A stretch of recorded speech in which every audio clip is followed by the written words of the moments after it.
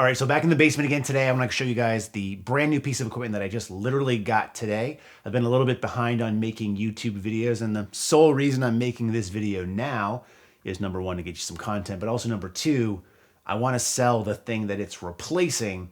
So I wanna make this video so I can go ahead and list it and get that moved out. I don't like to hoard equipment necessarily, although I do have like 25 bars right now. That's next on my list. Start working my way through those and get rid of some of the ones I don't use. But wanted to bring you today's video on this brand new bench I picked up from Williams Strength. And surprisingly enough, not a lot of people have heard of Williams Strength. I've actually gotten two pieces from them. So last week I actually got a leg extension, leg curl that I'll be doing another similar video to this on very soon. A lot of people aren't familiar with them because for the most part, they haven't been catering more to the home gym crowd in the past. Now that has changed quite a bit. I've seen them do a lot of home gym work and some custom pieces, especially for me, but that's how I started to get turned on to them again. And I found out a couple of years ago that they actually manufacture a lot of equipment for elite FTS. So that's why a lot of the stuff that I'll show you from them, or if you go on their website, will look really, really familiar to you. But again, for those that are newer to the channel or just don't remember, earlier this year, I made the statement that I really wanted to improve the aesthetics of my own gym. So versus just getting a bunch of cheap things and going for quantity, I'm going for quality. So over the course of this year, I've upgraded several pieces in my gym in order to fit the aesthetic and look and the customization that I like to kind of make everything my own. And this was one of the last pieces that I was really waiting on to do. And this is a great custom adjustable bench that really fits the Stormtrooper feel that I'm going for, and also integrate some of my own personal logo stuff on there to kind of make it mine, if you will. So I want to just kind of show you guys this, walk you through it, talk you through it, just because anytime I buy something, I always search YouTube first. That's why I'm a huge fan of people like Coop from Garage Gym Reviews, Adam from Garage Gym Lab. There's a ton of other great garage gym channels out there. Not a lot of us in the basement making videos, apparently. But I always try to leverage that because even though, you know, I can go from a reputable brand like Williams Strength or from Sorinex or from Rogue, I always like to hear feedback from people because even some of the tough manufacturers have some duds every now and then. So this might help you if you're interested in it. However, once you hear the price that it costs as shown, it'll probably turn many of you off. This thing cost me delivered $1,700, which is a lot, all things considered. But to give you some perspective, I was also considering a similar setup from Ghost Equipment, who makes some of the best, if not the best, roller J cups out there that are commercially available. To get a Ghost setup, which in my opinion wasn't designed as nice or didn't look as nice, would have cost me $800 more. I think they quoted me $2,300 shipped at the time, which was like a year ago. So the prices have definitely gone up since then. And I just thought that this was the better option. And now that I have it in here, I am super pleased with the way that this thing turned out. So as you can see, it's an adjustable bench. And even though I love my Rogue Adjustable 2.0, I wanted something that was a little bit more custom. And there are some things I didn't really like about the Rogue Adjustable. Namely, number one, the pad is extremely firm, so it's really hard to sink in. And when you combine that with the actual material of the bench itself, it's a little bit slick. So it was really hard to kind of get a good grip on it.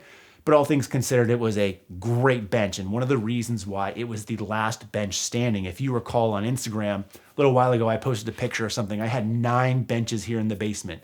Some were just dedicated flat benches. Some were adjustable. I had the Rep. I've had the Griffin. I've had a lot of different benches over the years. The Rogue 2.0 was the best one by far, and I really thought that it would be hard to replace it. But I gotta say, this thing makes the Rogue bench look and feel a little bit like a toy. It's not even a fair comparison. Now, obviously, of course, the price of this is much steeper, but this is what I wanted. And again, all things considered, relatively speaking, it was actually, I would say, somewhat of a bargain, as much as that's hard for me to say. So some key things with this, I just want to call them out because I did post this on Instagram. I posted it on my YouTube post, which I don't know how people see that, if it shows up in your feed or what it is. I did get some questions, kind of want to address some of the things and comments that people have come up with. But basically, this is just an adjustable bench. It doesn't offer me a ton of adjustability versus my Rogue Adjustable 2.0. If I come down here to the front, and I'll show you some better close-up videos as well. I know this angle is a little bit weird, but this is the best way for me to kind of encapsulate everything without having to do a bunch of different setups and whatnot. I have 3 different setups in the front. The Rogue Adjustable, which is right over here. only has 2 different setups. So I'm getting one more adjustment up front on the seat pad itself. The back pad has a nice handle to help you lift this up, but it is that step and ladder system that a lot of these adjustable benches have. You may recall one of the knocks that I had on the Rep Fitness bench and even the Griffin bench that I reviewed. It might have been the GetRx bench. They're all very, very, very similar, which again, another reason I like this bench, it is different than what else you will see out here. This is a ladder system, but as you can tell, trying to shake it, it doesn't shake. There's no wobble, there's no rattle, there's nothing I have to tighten, there's no spacers I need to add in here. This bench is extremely well built. In fact, you guys know that I pride myself on being able to bring everything down to the basement myself, setting everything else up by myself. I don't like to ask for help. I had to ask my wife to help me move this down to the basement. So thank you, Beyonce, for my longtime viewers of the channel. But my wife helped me carry this down to the basement because it literally has to weigh somewhere between 150 and 200 pounds. Now I say that because if I take a look at the actual shipping that was provided to me with a shipping piece of paper, it weighed 257 pounds, but if you factor into account that this came on a big pallet, I'm assuming the pallet probably weighs anywhere from 60 to 75 pounds. This thing is hefty. So I could not carry this down by myself, at least without maybe potentially scratching or banging it up against the stairs. Didn't want to really risk that. It's a steep walk down to this higher floor basement. So my wife helped me do this, but again, I've talked about how the Rogue is so heavy duty for most people that weighs 134 pounds. Again, this thing makes it seem like a toy in comparison. So extremely, extremely well built, no rattle, no shake, really, really firm on it. One of the things that helps add to the weight, if you'll look, is the actual spotter steps. Now, this isn't something you have to get. If you order this bench from Williams Strength or even Elite FTS, you don't have to get the spotter steps in here. This will obviously alleviate a lot of that weight. Speaking of the spotter steps, one of the questions that I get a lot from people are, what's the deal with the holes? I'll say 2 things, at least from what I've been able to figure out. Number 1, it's part of the Williams Strength aesthetics. If you take a look at some of their other pieces of equipment, from their spotter arms to the actual, leg extension, leg curl that I have off here, which you may be able to see a little bit in this wide angle shot, but I'll get some B-roll of that too. They do have these holes that are present. I think part of that is just the aesthetics of it. I personally like the look of it. It breaks it up. It's a little bit different, but it also helps alleviate some of that weight. So it's going to cut down on the weight a little bit. And in the case of, like, let's say the spotter arms, it's not going to really change the structural integrity of those pieces of equipment at all. But I do like the look. Probably double these, as someone mentioned, as it can hold your beers or your drinks. I actually got to thinking you could actually stand this up straight, and if you really wanted to, I now have the opportunity to fit 14 bars in here potentially. Not gonna do it necessarily, but you could definitely just stand it up like this, and each one of these could hold a barbell. So that's another unique thing about this bench. So again, it adjusts. There's a couple of different positions here. They're labeled here with just numbers. It's not something as nice as giving you the degrees that it is, but there are technically, 1, 2, 3, 4 different adjustments in terms of an incline, and then of course flat. One of the things that this does not do is do decline. And I got the question from someone isn't that a problem? Wouldn't you like something that does decline? My answer is no. I had that GetRx bench that had the decline feature of it. And to be honest, I never used it while I had it. And even when I belonged to a commercial gym, I would never do decline bench, just not something that was interesting to me. And in this case, I don't really need it. And again, it adds other things. You have to throw like a leg roller on there. Something like, let's say, the Rogue AB3, which has, I believe, a decline feature. It's Rogue's, I think, one of the most expensive benches after shipping. It ends up being around $1,100, which in reality, if you take a look at this, outside of the customizations that I've added on it, this bench starts at a base price of around $1,200. So not tremendously more expensive than the Rogue, considering this thing is much more hefty. So one of the things that I'll do to help you guys out, I mentioned already, this thing cost me about $1,700 shipped to me, is I'll throw up a copy of my invoice, because on that you can see some of the add-ons and the customizations. And to be honest, the customizations and stuff I found were relatively cheap when I compare that to some of the stuff that I've done through Rogue or through Sorinex. Adding something in like the laser gusset logo that I have on here, which I think really, really pops on here, was like $60 versus spending like $20 on just a sticker. So it was a very cheap upgrade. Things like adding this headrest portion, which again, you can see and some of the other close-up videos is something similar to what you'd find in a commercial gym bench. And I did this for a couple of reasons.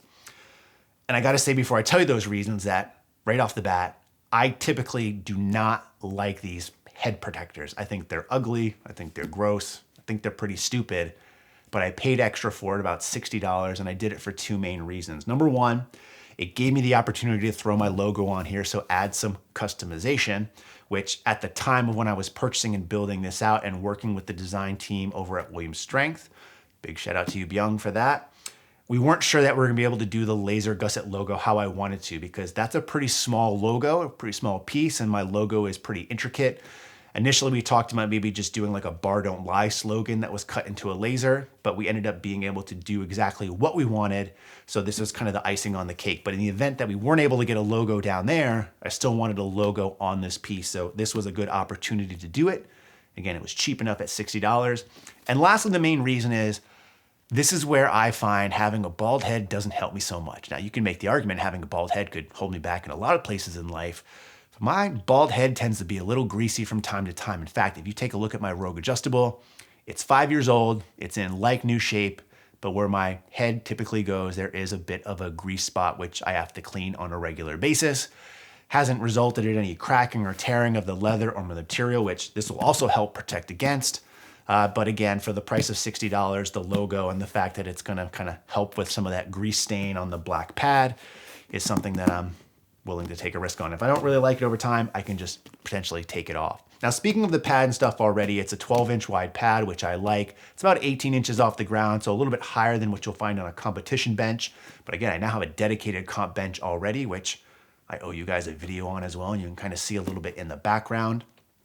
The overall pad construction on this is awesome. It's a really firm pad, but what I think really sets this apart is the gripper material that I selected to use on it. This material is literally like a sticky rubber.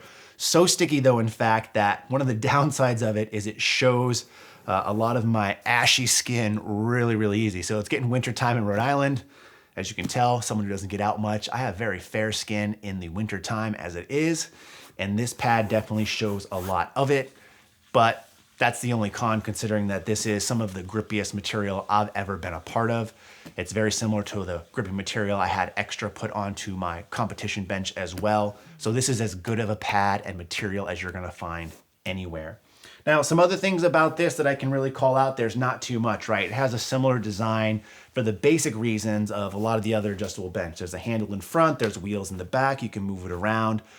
My goal for this is to primarily use it for incline work and dumbbell work. And I think it's gonna do a fine job at that. One of the comments I got from someone, now that I'm thinking about it and just trying to consider what else I need to tell you about this, is the spotter steps themselves are huge, and that's for good reason. A person mentioned that maybe they're too far back, and when someone's spotting you on bench, that this could potentially end up having them teabag you. And I gotta be honest, that's probably what's gonna happen if you're using this in a flat bench position and you have someone giving you a handoff or trying to pick a barbell off your chest that you cannot lift. But if you take a look at any style competition bench and setup, combo rack, typically what you have is you have the spotter feet that start a couple inches back from where the pad is, which is the case here. And the main place that you would put your foot is around typically where the person's head is. So in theory, if I'm spotting someone or giving someone a lift off and standing on this, they're gonna be close to my junk. Now, ideally for the lifter, this isn't an ideal position in terms of what they're looking at, but from the leverages standpoint of what you're trying to do, this is the best possible position because the bar is gonna be set up probably right about here. That gives you the best leverage. You're not way far out here where you're gonna have to be picking up and out and putting a lot of that stress on your back. You're just picking it right up from here. This is where you're gonna wanna be. Give the handoff where the person's gonna bench, so you're shutting down that range of motion, which is great. And if someone fails on a bench, right? If someone is stuck on their chest or whatever, and you need to come and pick that bar up off them, the bar is gonna be right down here. So you're gonna have to get down here anyways and walk up to where the bar is potentially, versus again, if the feet were behind someone in a non-teabag position and you're trying to pick up a bar over here and really having to bend over, that's not an ideal position. So that's why the feet are there where they are in terms of where they start. They're also so long in the event that someone is doing some incline work or maybe some, seated shoulder presses.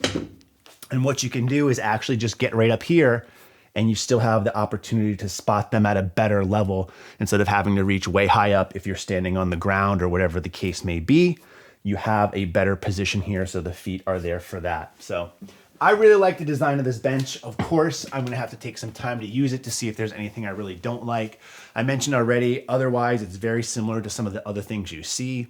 I wouldn't consider this a zero gap bench, but it basically is, right? Because it has a hinge right here where the two pads connect, and there's no big gap. There's no kind of tapering of the pads. It's really similar to the Rogue Adjustable 2.0, which is, again, one of the pros that I've talked about in previous years on that bench. And overall, for $1,700, which is extremely expensive for sure, this thing is an awesome, beefy bench, and I'm really, really happy and excited with this purchase. Now, if there's something I haven't been able to answer for you guys on this, or you have other questions about this piece, let me know in the comment section. Again, I have a leg extension to talk to you about. I have a dedicated bench to talk to you about. You might be able to see there's a Sorinex GHD I have to talk to you about. You might be able to see a little bit of that Prime Fitness single stack. I owe you guys an updated kind of review and my feedback on it because I'm getting a ton of questions on it. So if you have something you want me to prioritize, leave that in the comment section below as well too. Plus it helps the algorithm, right? So that's it. I'm gonna stop talking and you guys can take a look at my bench. In the meantime, as always, thanks for watching and stay big.